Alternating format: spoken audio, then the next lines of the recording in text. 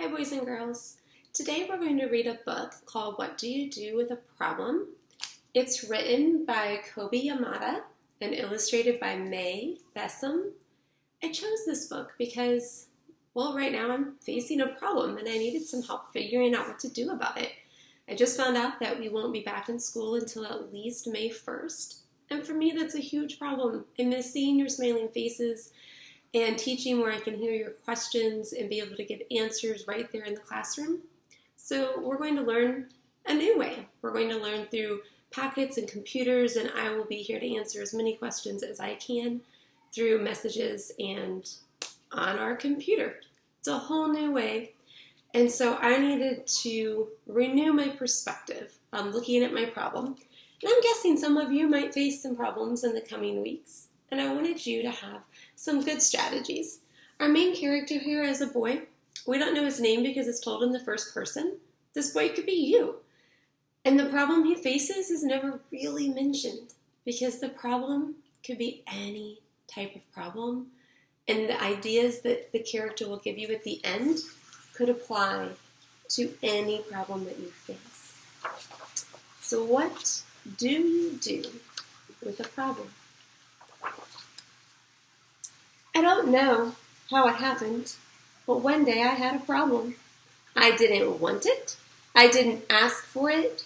I didn't like having a problem, but it was there.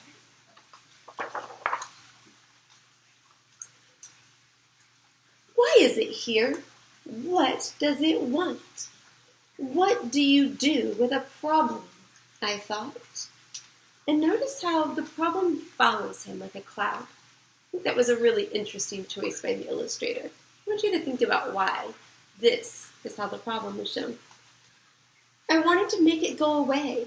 I shooed it. I scouted it. I tried ignoring it, but nothing worked.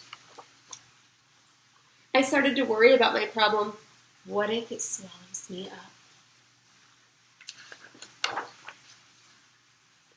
What if my problem sneaks up and gets me?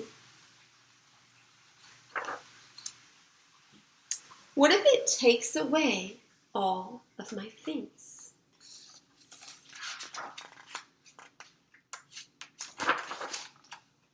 I worried a lot. I worried about what would happen. I worried about what could happen. I worried about this and worried about that.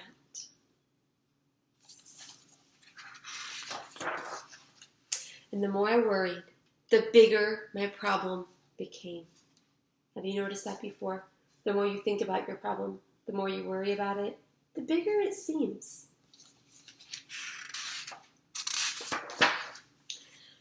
I wished it would just disappear. I tried everything I could to hide from it. I even found ways to disguise myself, but it still found me. And the more I avoided my problem, and the more I saw it everywhere. I thought about it all the time. I didn't feel good at all. I couldn't take it anymore. This has to stop, I declared. Maybe I was making my problem bigger and scarier than it actually was. After all, my problem hadn't really swallowed me up or attacked me.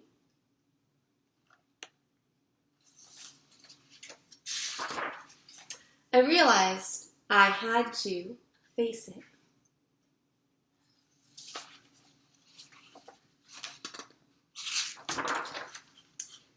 So, even though I didn't want to, even though I was really afraid, I got ready and tackled my problem.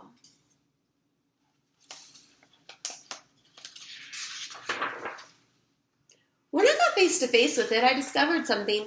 My problem wasn't what I thought it was. I discovered it had something beautiful inside. My problem held an opportunity. It was an opportunity for me to learn and to grow, to be brave, to do something.